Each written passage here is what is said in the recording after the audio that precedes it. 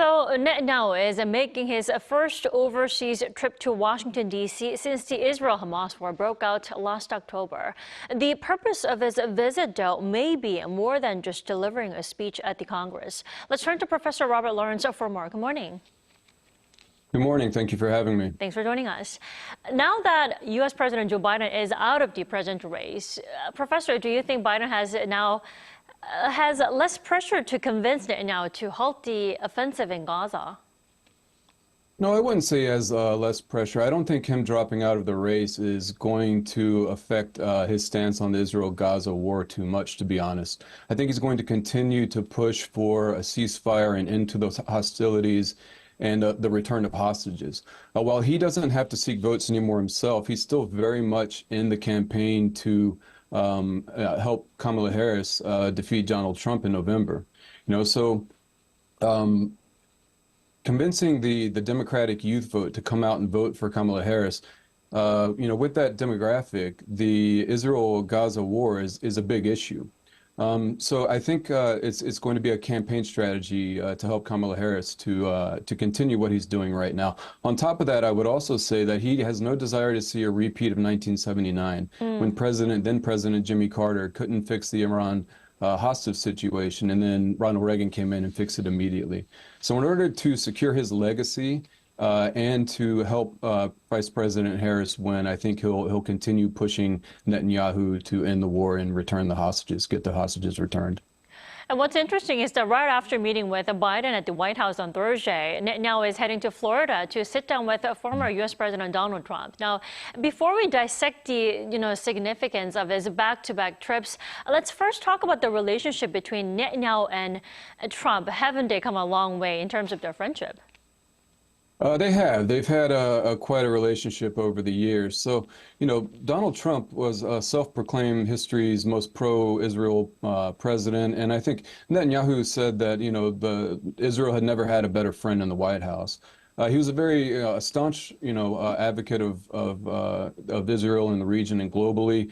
For example, he moved the U.S. Embassy to Jerusalem. He recognized the Golan Heights as part of Israel.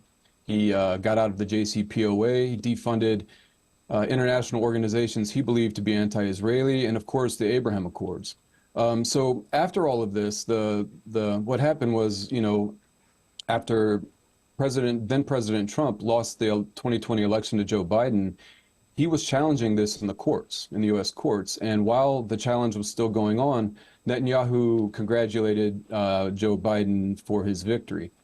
Trump took this personally as a very, as a stab in the back. It was disloyal, and he had some very choice words to say about Netanyahu. Since then, he's been openly critical of Netanyahu's execution of the war and, the security lapse that led to October 7th. But it seems like now both men seem eager to bury the hatchet, to move forward and stop looking in the past. So Biden looking to keep his legacy and Trump looking to win the election. What's on Netanyahu's mind? I mean, why is he meeting Biden and Trump one after another? Right. Well, I mean, Netanyahu is extremely Washington savvy. He understands how politics work in the Beltway. As I think your newscast mentioned, he was invited to come and speak to a joint session of Congress, which he did this morning. He came there to shore up Republican support, to stop the bleeding in the Democratic Party. And he wanted to frame the U.S.-Israeli relationship as a mutual beneficial one and the most important relationship in the region. And he wants to, of course, make Israel's fight and the U.S. fight the same, right? They're one and the same, essentially, the way he wants to frame everything. Then he's going to meet with Biden and Harris tomorrow and fly down to Mar-a-Lago to meet with Trump on Friday. So in short, he's hedging his bets. He wants to make sure that Israel's going to have a working relationship with the legislative branch, the executive branch, no matter who wins the election in November.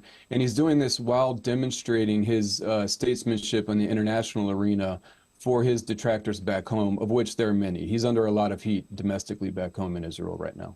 Definitely. And you've underlined this. Trump has presented himself as a pro-Israel, even, pointing out that he moved the U.S. Embassy to Jerusalem. He's also criticized Biden for being not too supportive enough for the war-torn country, Israel. But does that mean more U.S. aid will come under another Trump administration? Well, I mean, I wouldn't say no more financial aid. He'll stick with the 3.8 billion annually given to Israel. That will be up for renewal in 2026, I believe. I think he will be more of a steadfast supporter of Israel. Like Netanyahu said in his speech, he wants more munitions to finish the job faster.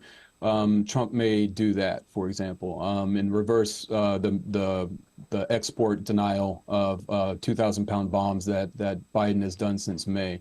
However, I would say that Trump wants to end this war very quickly, and he wants the American hostages especially returned home immediately.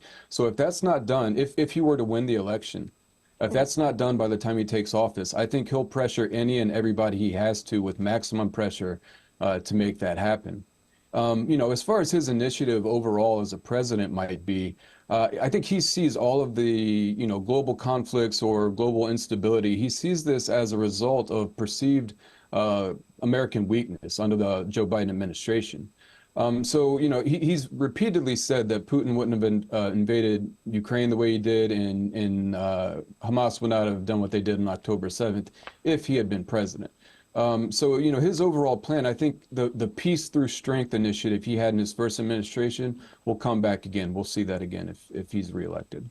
Well, I have to ask you, what about U.S. Vice President Kamala Harris? I mean, what would a Harris presidency mean for Netanyahu and his country? So there's a lot to unpack here, okay? Vice President Harris has very deep ties to the Jewish community and to Israel. She's had a very on and off again relationship with AIPAC over the last decade. She's always supported Israel's right to defend itself, but in recent years, she's been more willing to criticize Israel publicly as well. For example, earlier this year in March, she was the first administration official to call for a ceasefire. In the days following that, she openly criticized the lack of planning for the day after and the execution of the war. And she's even shown some support for anti-Israel protests in the United States.